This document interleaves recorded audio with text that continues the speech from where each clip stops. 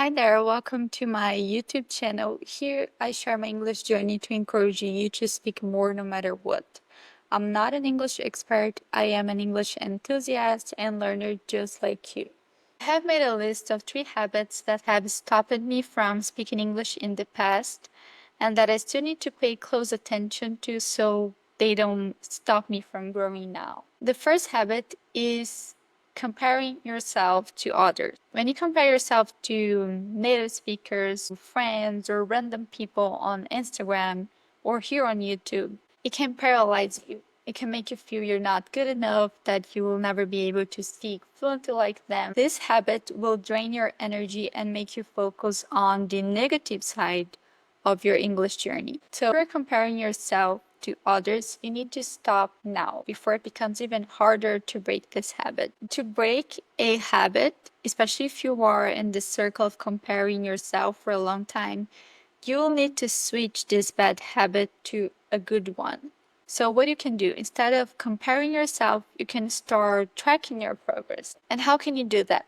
You can record audios of your voice speaking in English. You can record videos of yourself like I'm doing here. And you will analyze all of these videos, these audios.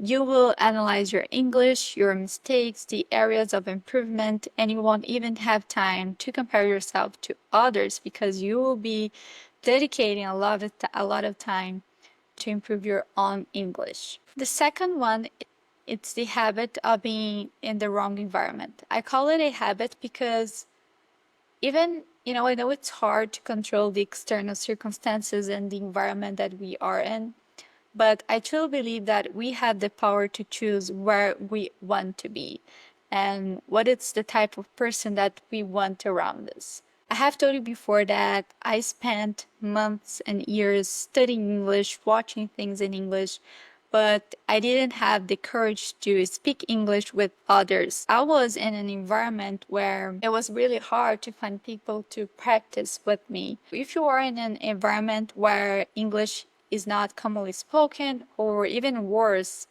people feel embarrassed to try or they punish you for trying to speak, your fluency will suffer. So identify what's the type of environment that you are in and make changes. I learned from my own experience learning English in Brazil that people around us will definitely influence our fluency and the way we face English. And it's your responsibility to choose the right environment or to create it. You can create a better environment for yourself. With internet today, you can join online conversations with people that have the same goal than you of building fluency in English. You can follow creators on YouTube or Instagram, people that will encourage you, that will give you motivation, and that won't make you feel you are a failure or that you shouldn't be speaking in English. Once you cross that barrier, you will achieve fluency, and then you will be able to help others who are stuck with the same fears you faced.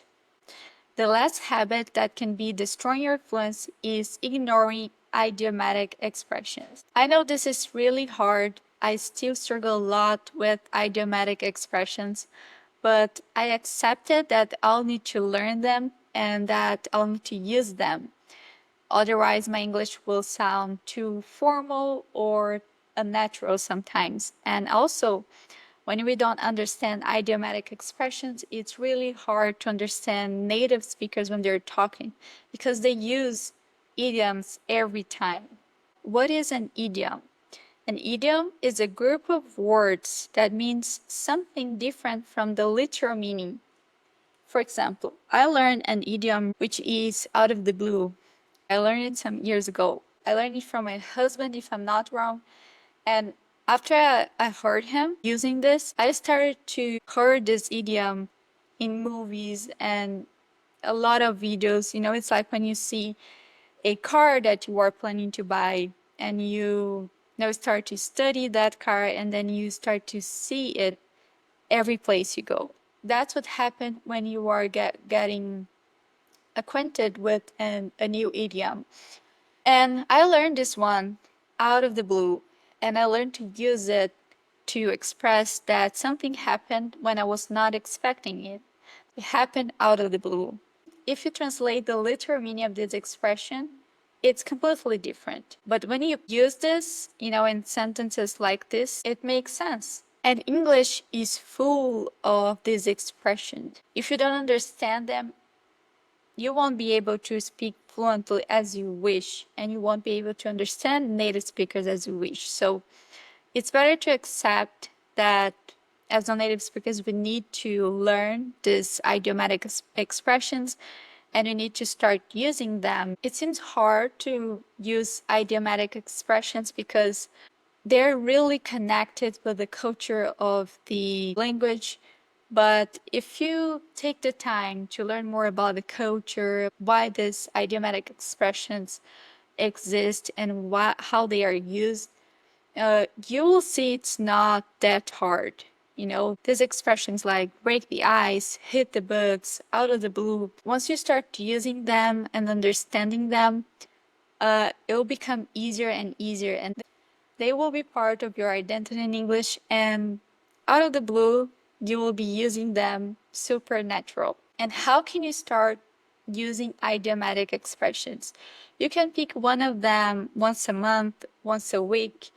You choose it, and you can start using in conversations, in sentences. And to use them, you'll need to start watching movies in English, watching videos in English, really interacting with the culture and with the language, especially with native speakers. But if you don't have native speakers close to you, use the internet to watch videos and to watch things in English. Most of the idiomatic expressions that I have learned from videos on YouTube or from movies. And then I started to see them around me and to use them. If you are ignoring idiomatic expressions, it might be hard to start accepting them and using them. So what can you do? Instead of ignoring them, you will change your behavior.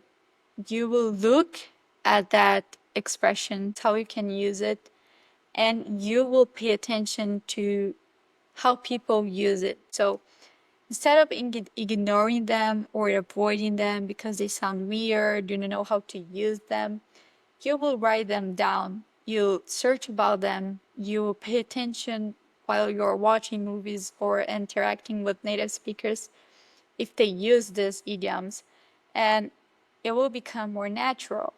And once it becomes natural, you will start to use them by your own. I still remember when these habits were destroying my fluency and I didn't even know it. But once I started fixing them, everything changed. If you're looking for a safe place to practice English, make mistakes, and grow without pressure, you are in the right place. Watch my other videos and I'll show you that you don't need to be perfect to keep talking in English. Thank you for being here, and I wish you all the success in your English journey.